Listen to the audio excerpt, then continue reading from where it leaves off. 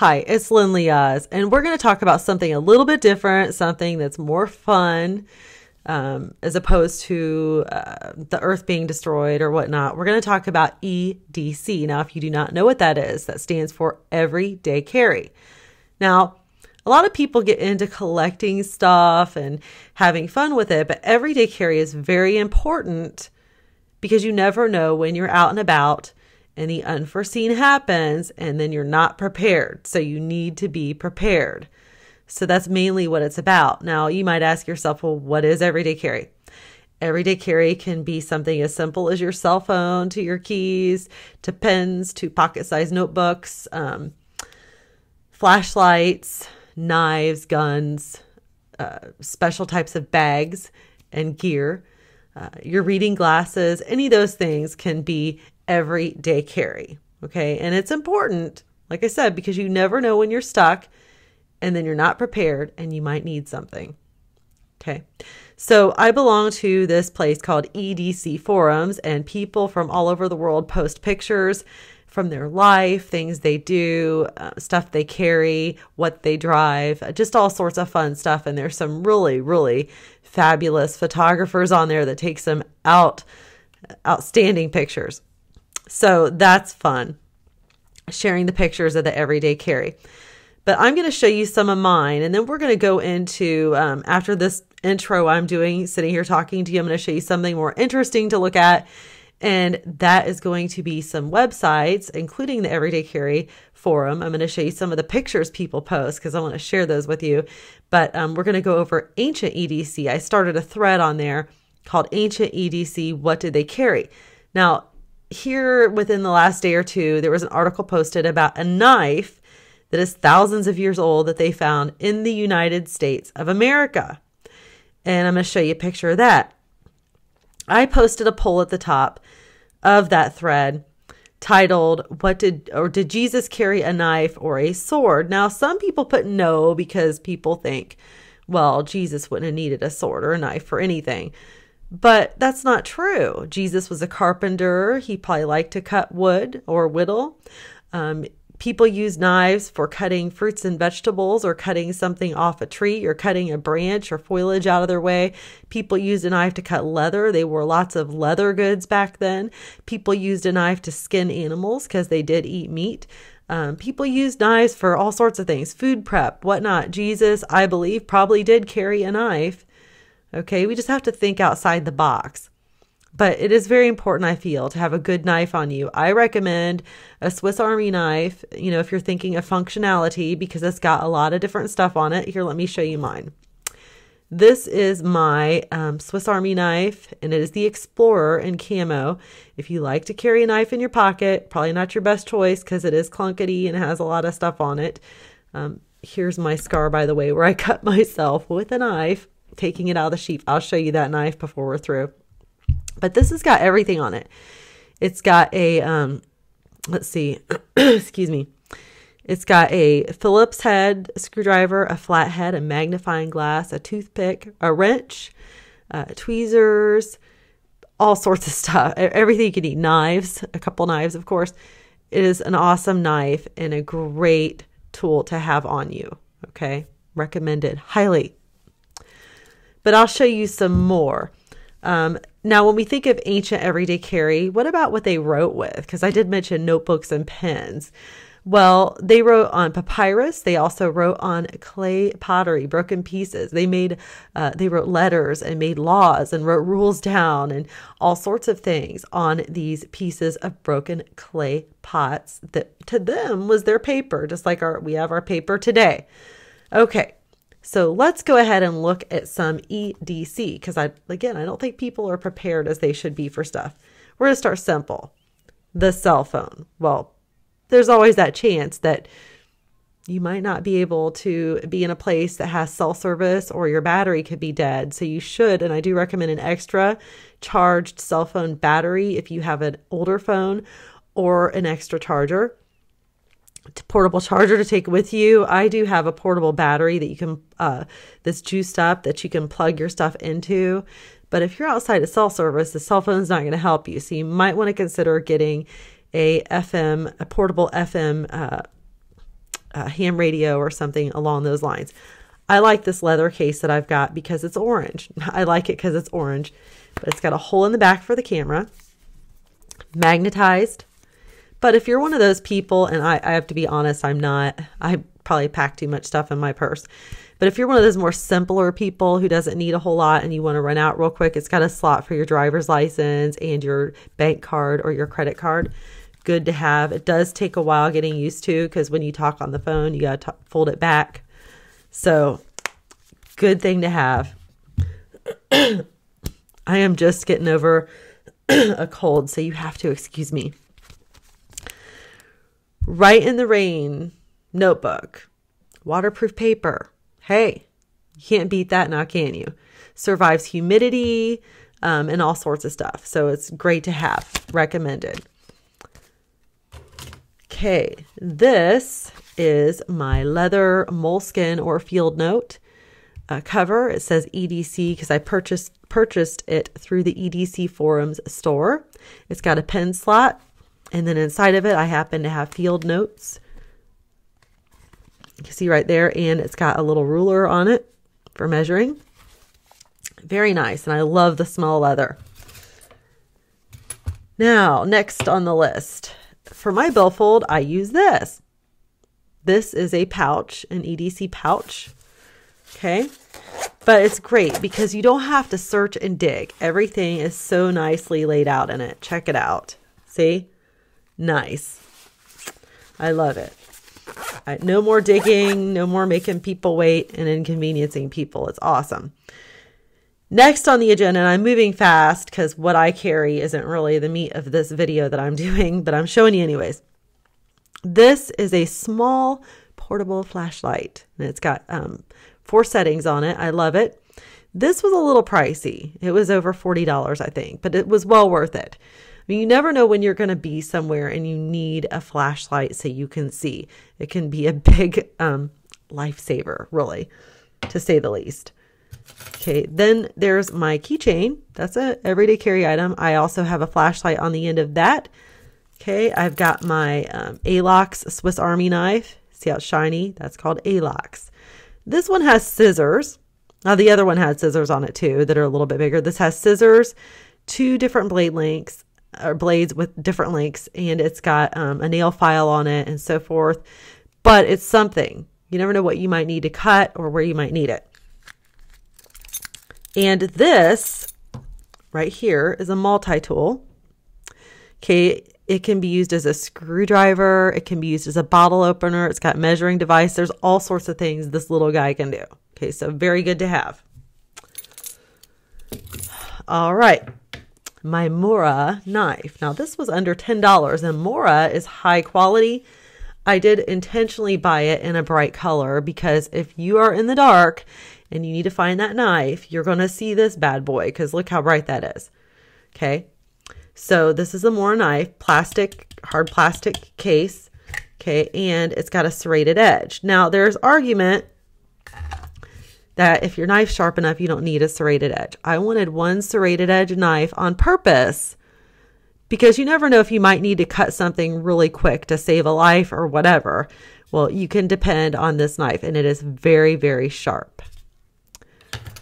Next, if you ever get stuck in outer space, this pen writes in zero gravity. It is called a Fisher Space Pen. Now, I'm just joking about getting stuck in outer space, although with everything going on in the world, you never know.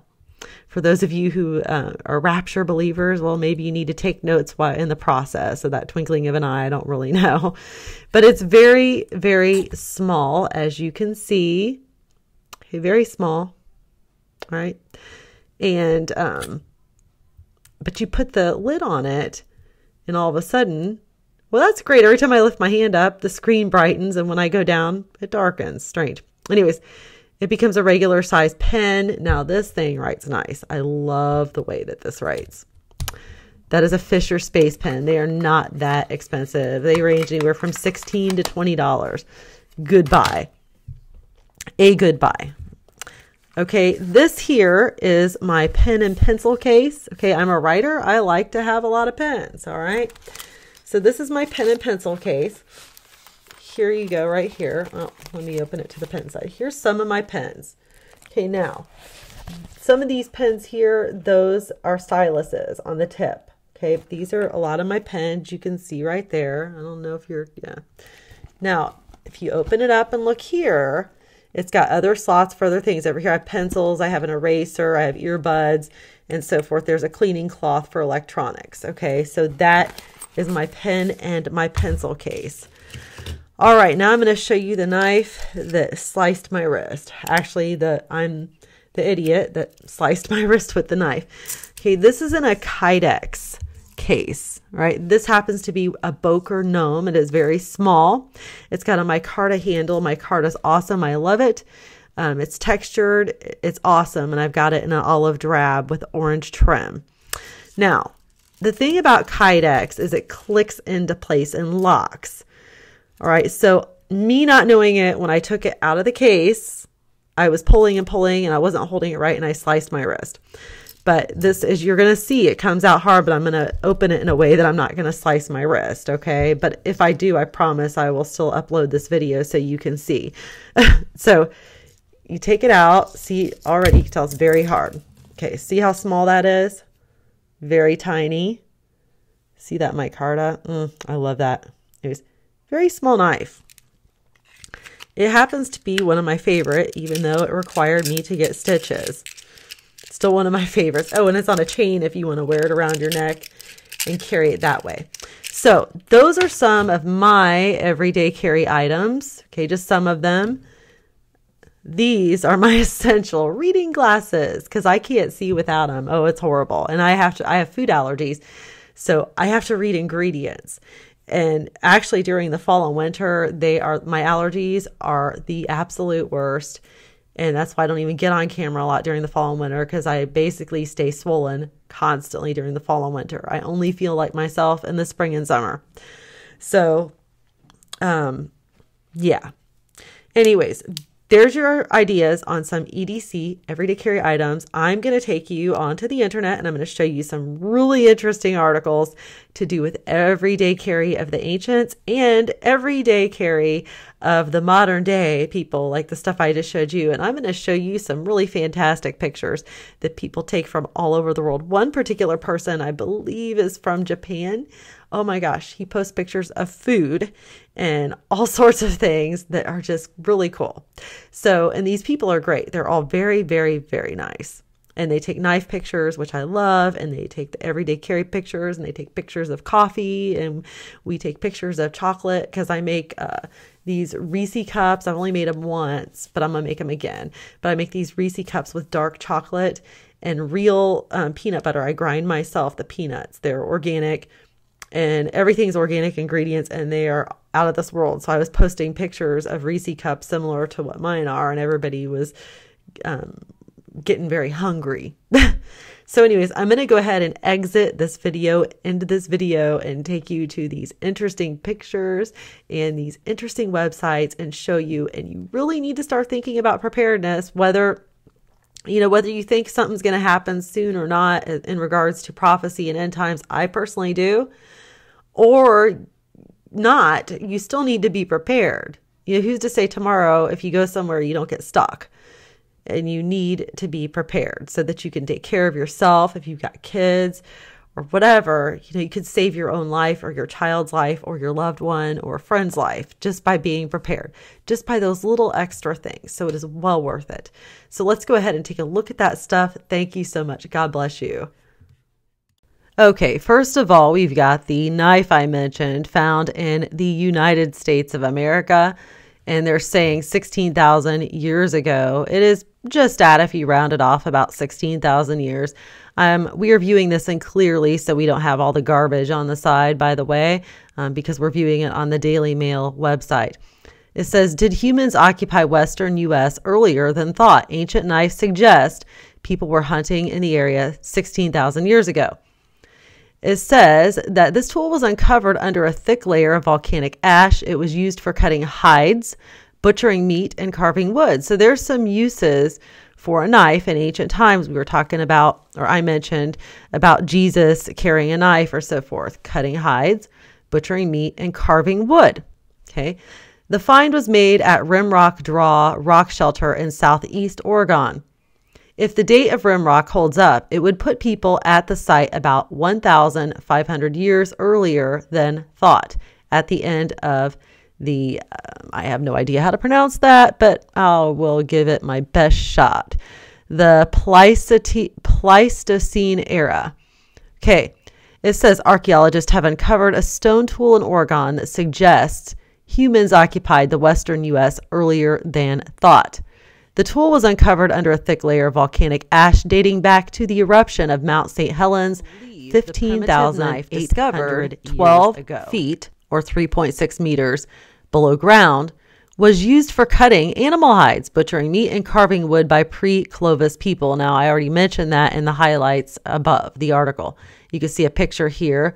Doesn't look so much like a knife as it is, but it is a knife. Archaeologists have uncovered a stone tool in Oregon that suggests humans occupied the western U.S. earlier than thought. The tool was uncovered under a thick layer of volcanic ash dating back to the eruption of Mount St. Helens 15,800 years ago. Again, we mentioned this in the highlights. The find at Rimrock Draw Rock Shelter was announced today by the U.S. Bureau of Land Management, which controls the land on which the site was found. Well, what was today? Let's look. That date was March 5th, 2015. Archaeologist Scott Thomas said that if the age of the area holds up to scrutiny, it would be the oldest pre-Clovis find west of the Rockies. It would also be older than other predating the so-called Clovis culture, once generally believed to be the first people to migrate from Asia into North America. The earliest Clovis artifacts known for distinctive and elegant stone points are dated to about 13,000 years ago. Now, Professor Patrick O'Grady from Oregon University called the find tantalizing. The find at Rimrock Draw Shelter was announced today by the U.S. Bureau of Land Management, which controls the land on which the site was found. Archaeologist Scott Thomas said that if the age of the area holds up to scrutiny, it would be the oldest west of the Rockies. Now, they have a lot of repetition in these articles on the Daily Mail because they do the highlights at the top, which are brought from the article. So that's why we're hearing a lot of repetition thus far, but it will get better here in a moment. He added that they want to continue digging this summer to see whether the volcanic ash covers the entire area. Donald Grayson, professor of archaeology at the University of Washington, said the scientific community would be skeptical. Well, what do we know about pre-Clovis people? I'll be completely honest with you. Until this article, I didn't know very much at all. In fact, well, I'd heard very little about them. It says 2 pre-Clovis sites are well documented and generally accepted by scientists. One is Paisley Cave, located about 60 miles southwest of the Rimrock site. The other is Monte Verde in Chile. Both are dated about 1,000 years before the oldest Clovis sites. If the date of Rimrock holds up, it would put people at the site about 1,500 years earlier at the end of the Pleistocene, there's that word again, era, when mastodons, mammoths, camels, horses, and bison roamed the area.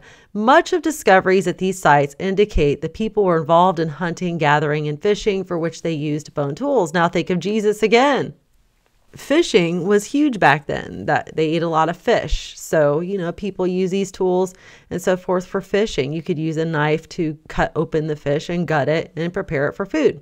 Some sites suggest that pre-Clovis people sometimes lived in hut clusters.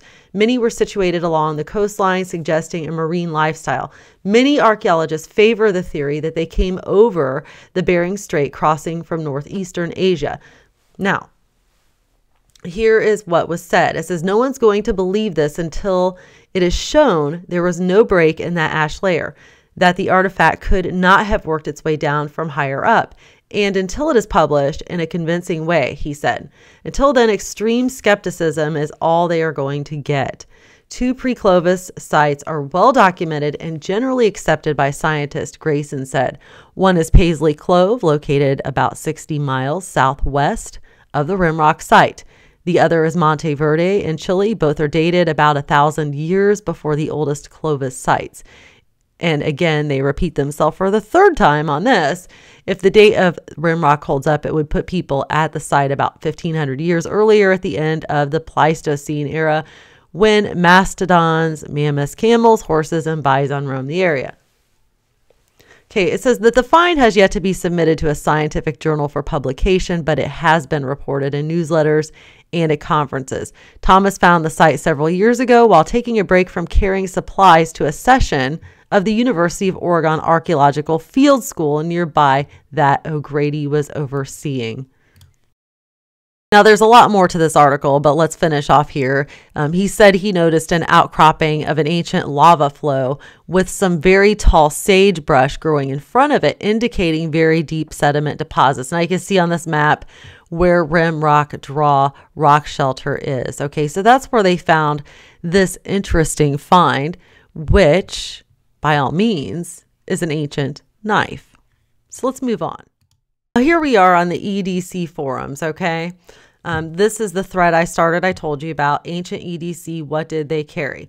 Okay, did Jesus carry a knife or a sword? The majority says yes. Okay, so far 22 people voted yes, 11 people voted no, and 7 people voted that they were not sure. I wrote, most of us are conditioned to electronics, including this and that, to the point paper will soon become a thing of the ancient past, and I really believe that. But let's take it a step back a bit further. In fact, let's visit the lost land of ancient times. First off, let's establish what is included in EDC items. There are way too many to list, but I will, for the sake of argument, list a few. Knives, guns, phones, multi-tools, pouches, backpacks, pens, batteries, flashlights, paper, notebooks, shoulder bags, lighters, first aid kits, keys, keychains, pry bars, and much more. Simply browse the many threads here, and you've got EDC items, all shapes, sizes, colors, makes, and models. In comparison, what types of items in ancient times did they carry, which, with our advanced technology, have morphed into those that we have today, and what EDC items would people in ancient times have carried, including items that are no longer even comparable? Now, I wrote some facts. This is below are some interesting facts about ancient writing materials you may not know about. Share your thoughts on ancient EDC items. I'm interested to hear. Okay, the history of writing materials. It says biblical manuscripts, for example, with a few minor exceptions, such as verses written on amulets and pots, are written on one of several materials: papyrus, parchment, clay, and paper. However, each had advantages and disadvantages. Parchment, it was made using treated animal skins, was by far the strongest, though also the most expensive. Now, papyrus was less costly, but it wore out faster. Since water and humidity destroy it, too bad they didn't have Write in the Rain back then. As it says, papyrus was less costly, it wore out faster, but since water and humidity destroy it, few copies have survived to the present day, with the exception of those from Egypt, though many are badly damaged and in poor condition. Paper did not become available until more recently, even though paper was much more affordable than parchment at the time paper mills were established. The mills had high overhead cost, thus they were few and far between. In comparison to today's cost, paper was by no means as cheap in the late manuscript era, where paper is made from wood pulp rather than rags. Now, believe it or not, clay was also popular as a writing material, and I mentioned broken pieces of clay pots. As a side note, there are no clay New Testament manuscripts, but there are ostraca and talismans, some of which are clay. Among them are also many pre-New Testament writings found on clay. For example, the cuneiform text of Babylonia and Samaria are, as well as the ancient Greek documents in Linear B. Since these texts provided our earliest linguistic evidence for both Greek and the Semitic languages, they must be included. I previously mentioned that papyrus is destroyed by humidity or moisture, and water, however, sun-dried clay, can also be damaged and destroyed by the same. Did you know that? Sun-dried clay can be destroyed by humidity and water. If the clay is properly baked, though, it is fairly permanent. So if the clay is not properly baked, then it can be destroyed by your water and humidity. So it's important, or was important in that day, that the clay was properly baked. Most of the Linear B tablets that have been salvaged from Pylos survived because they were caught in the fire that destroyed the citadel. A vast number of cuneiform tablets from Mesopotamia, originally perfect in every way, are now decaying because they were displayed in museums that unfortunately did not maintain proper humidity levels. Okay, so right here, let's take a look at an example of writing on clay. You can see clearly right here, there's parts that are broken away. Now, this is a clay tablet. It's an artifact from Hattusa, modern Bogoski. I'm not sure how to say that. Sorry. The period was Middle Babylonian. The current location is the Archaeological Museum in Istanbul. Okay. And it was a treaty. It says the Treaty of Alliance between Hattusili, king of the Hittites, and the Pharaoh Ramses II of Egypt. So that was an actual treaty on clay. Right, here's another one. Pictured above, the Ebla tablets are a collection of as many as 1,800 complete clay tablets, 4,700 fragments, and many thousand minor chips found in the palace archives of the ancient city of Ebla, Syria. The tablets were discovered by Italian archaeologist Paolo Mattai and his team in 1974 to 1975 during their excavations at the ancient city of Tel Marki. The tablets, which were found in situ on collapsed shelves, retained many of their contemporary clay tags to help reference them. They all date to the period between 2500 BC and the destruction of the city, 2250 BC. Okay, so you can see there's some very interesting ancient things. Again, just like we consider little notebooks, as I mentioned, everyday carry, this would have been what they had to write on, or one of the things that they had in which they wrote upon. Right here we have ancient walking sticks. People used walking sticks all the time, whether they were hiking or climbing or walking down the street. It was very common to use walking sticks. Okay, let's look on to the next thing. There's some more interesting pictures here I'd like to share with you. One second here. Right here. Now, what is posted here, and I think that this guy actually, this person that posted this, actually owns some of these items. I'm not sure if it's this one in this picture or the next. We'll figure it out. Okay, he says this one's not his photo, but he does have one of these somewhere.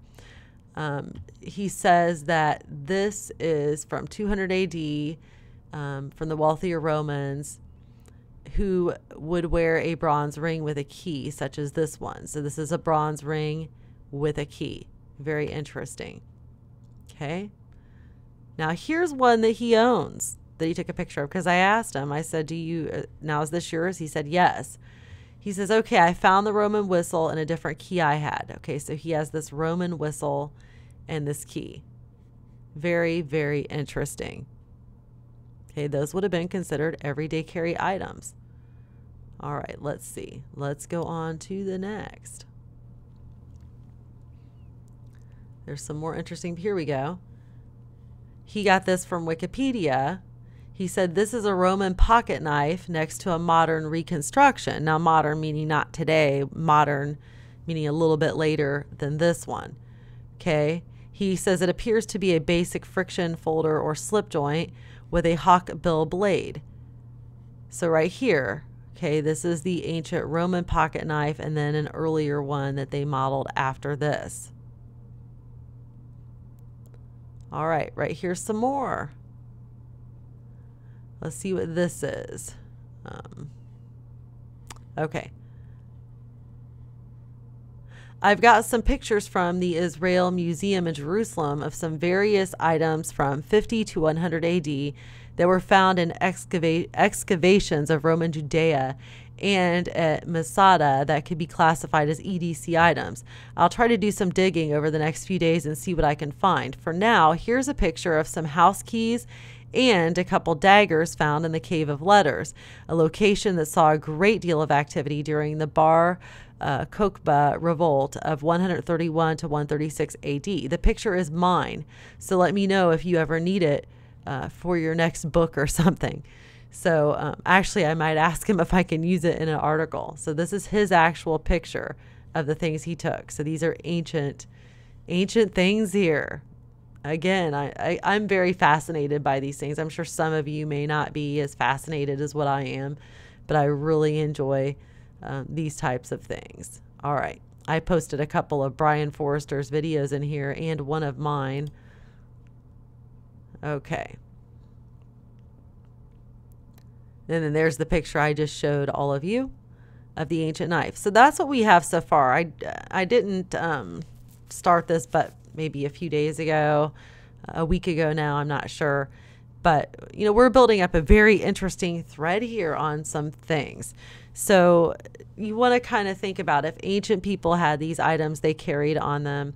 We're so advanced technologically in our electronics and things like that, that we do carry our phones on us for the most part. Maybe many of you carry a laptop or a tablet, but those things may not really save you or help you if you get stuck somewhere.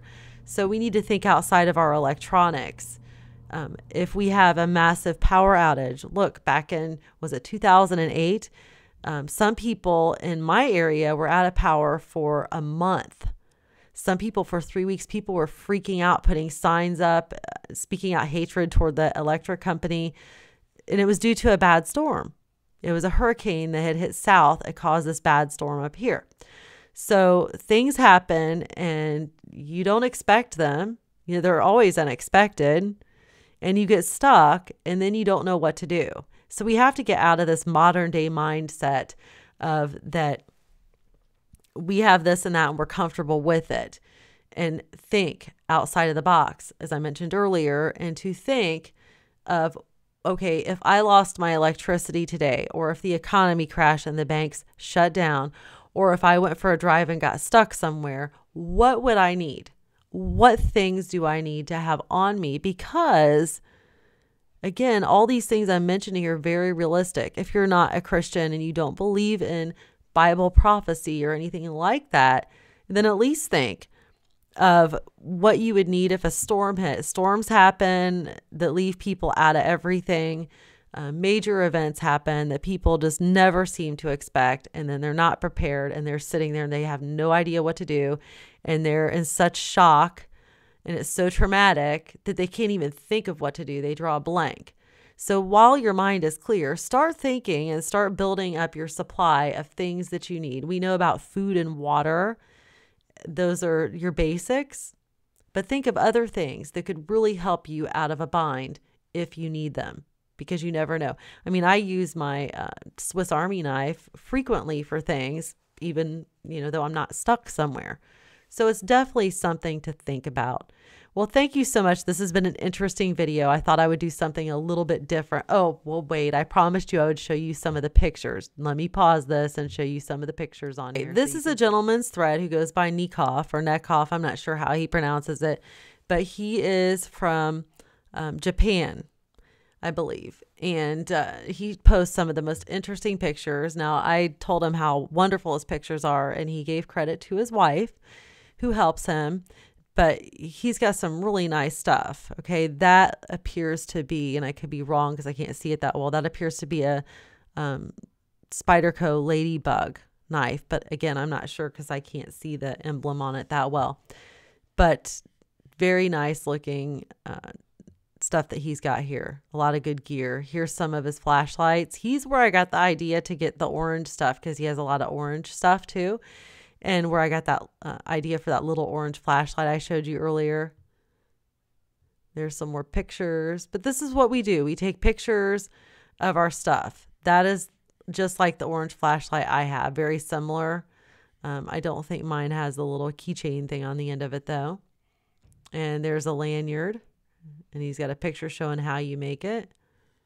Okay, so let's go to the next. There's some more pictures of his everyday carry. His tools. Tools are very important. And I'm showing you these two, not just because they're pretty pictures, but also to kind of give you an idea of things that you might want to consider having on hand. Okay, you could put this stuff in the trunk of your car or something. Okay, some more tools. He's got some very nice tools. Look at that. That looks really nice. Okay, here, there's one of those pouches.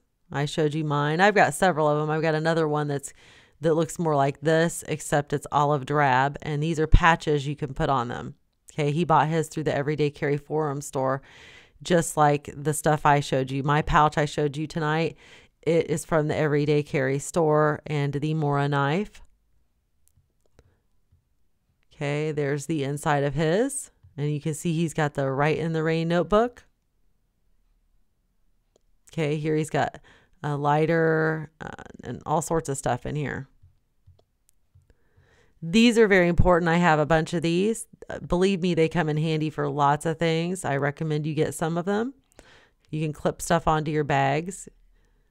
Okay, this is a Benchmade Spyderco knife. Very nice. Leatherman is a multi-tool. I need to get one. I have one in my cart on Amazon.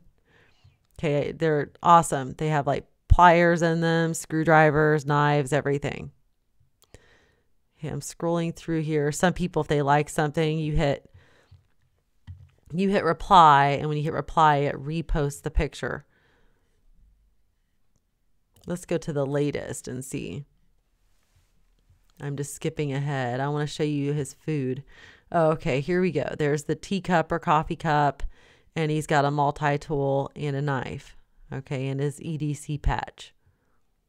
And he did different things with the photography, as you can see. I'm going to like that while I'm sitting here. All right, let's go back to here. There's some really beautiful pictures. This is his food pictures that he posts. There's more. Sushi. And it's nothing like the sushi we have that you buy at the store. It's like the real deal, the good stuff. I eat veggie sushi sometimes because I don't eat meat. Now here's his daughter and wife's doll houses they do. He said it's a doll festival for girls. Okay. And he showed that. I'm just showing you because that's neat looking. Check this out. This is the one his daughter made. I can't remember whose this one was. This is the one his wife made. And then there's his kids. They look like dolls themselves. They're cute. So, I mean, you see all this stuff. Here's some food,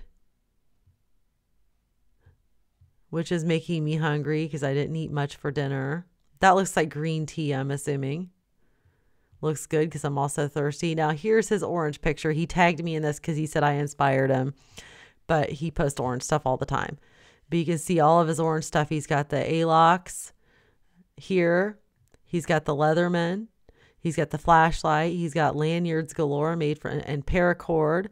Now, this is just like my flashlight. I've seen it before in his pictures. That's where I got the idea to buy it. Okay. This looks like a little portable like container you would put pills in or something. All right. Then here you've got another A-locks knife. Pen. All right. This looks like a little clip-on flashlight thing. So he's got stuff in here, and that looks like his Write in the Rain, some more of those clips and stuff. Good stuff to have. And there's a compass here at the end. I've got one of those, but mine's on a bracelet.